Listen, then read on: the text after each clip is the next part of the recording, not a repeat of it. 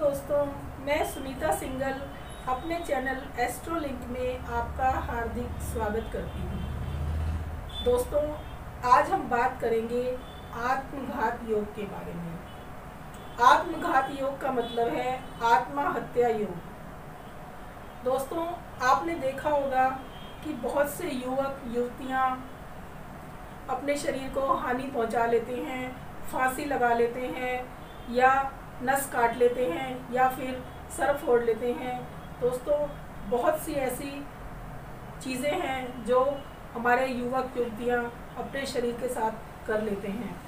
तो दोस्तों, हमें लगता है कि उन्होंने जानबूझकर ऐसा किया है, लेकिन दोस्तों ऐसा नहीं है।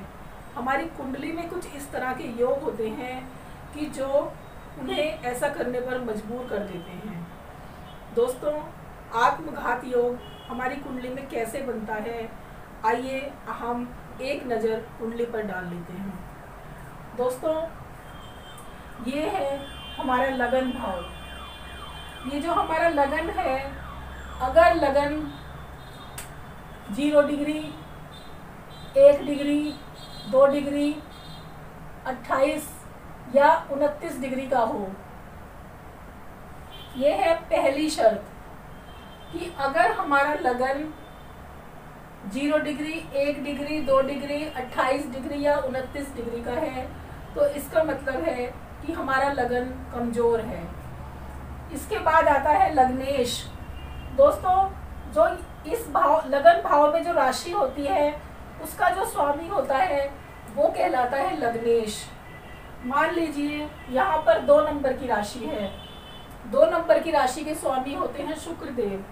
तो अगर शुक्रदेव यहाँ पर 0 डिग्री में, 1 डिग्री में, 2 डिग्री में या फिर 28 डिग्री या 29 डिग्री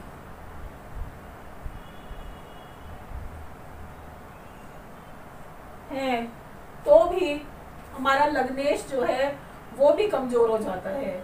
दोस्तों, पहली शर्त है कि हमारा लगन कमज़ोर होना चाहिए। उसके बाद हमारा लग्नेश कमज़ोर होना चाहिए। उसके बाद जो अष्टमेश होता है, यानी 8वें भाव का स्वामी, 1 2 3 4 5 6 7 8, इस 8वें भाव में जो राशि है उसका जो स्वामी है वो भी कमज़ोर होना चाहिए। यानी यहाँ पर 9 नंबर की राशि है और 9 नंबर की राशि के स्वामी होते हैं गुरु। अगर गुरु यहाँ बैठा है, मान लीजिए गुरु यहाँ बैठा है, तो 10 नंबर में गुरु नीच के हो जाते हैं। या फिर गुरु की डिग्री 0, 1, 2, 28 या 29, तो इसका मतलब है कि हमारा लगन भी कमज़ोर है, लग्नेश भी कमज़ोर है और अष्टमेश भी कमज़ोर है। इसके बाद आता है सूर्य। दोस्तों, सूर्य भी हमारा कमज़ोर नहीं होना चाहिए। मान लीजिए अगर सूर्य यहाँ बैठा हुआ है, तो तुला राशि में सूर्य नीच के हो जाते हैं। सूर्य यहाँ बैठा हुआ है या फिर वो भी 0 डिग्री, 1 डिग्री, 2 डिग्री, 28 डिग्री या 29 डिग्री का है, तो हमारा सूर्य भी कमज़ोर हो जाता है। उसके बाद आते हैं चंद्रमा पर। दोस्तों, अगर हमारा चंद्रमा यहाँ बैठा हुआ है, यानी 8 नंबर की राशि में चंद्रमा नीच के हो जाते हैं।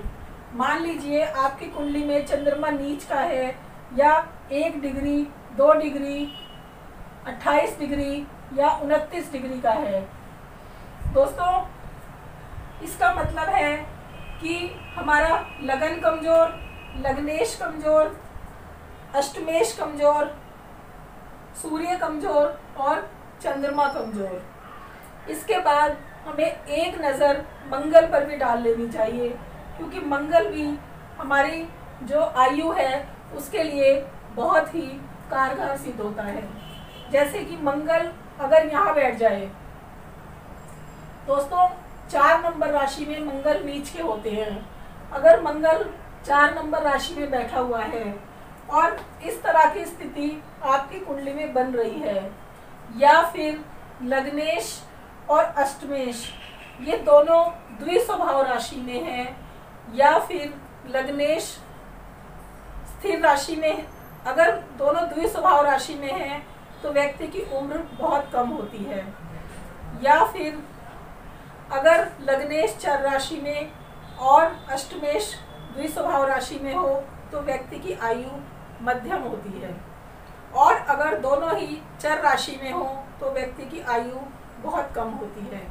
दोस्तों, अगर इस तरह की स्थिति आपकी कुंडली में बन रही है तो ये कहलाता है आत्मघात योग। यानी हमारा लगन कमजोर, लग्नेश कमजोर, अष्टमेश कमजोर, सूर्य कमजोर, चंद्रमा कमजोर और मंगल कमजोर। दोस्तों, अगर ये सारे ग्रह हमारी कुंडली में कमजोर हैं तो आप समझ जाइए कि आपकी कुंडली में आत्मघात योग बना हुआ है। और जिस भी व्यक्ति की कुंडली में आत्मघात योग बन जाता है वो व्यक्ति जीवन में अपने शरीर को जरूर हानि पहुंचाता है, चाहे वो किसी भी तरह से हो। दोस्तों, ये एक हमारी कुंडली में बनने वाला एक बहुत ही दुर्योग है, यानी कि बहुत ही खराब योग है, लेकिन जिसकी कुंडली में ये योग बन जाता है वो व्यक्ति अपने शरीर को हानि पहुंचा लेता है। दोस्तों, अगर किसी की कुंडली में ये योग बन रहा है तो किसी अच्छे ज्योतिष को दिखाकर इसका उपाय कर लेना चाहिए, और इस योग का जो भी उपाय बनता है उसे करके अपने जीवन को सुखी बनाना चाहिए। दोस्तों, आज की ये वीडियो मैं यही ख़त्म करती हूँ। अगर आपको ये वीडियो अच्छी लगी हो तो इसे लाइक कीजिए, सब्सक्राइब कीजिए और शेयर कीजिए।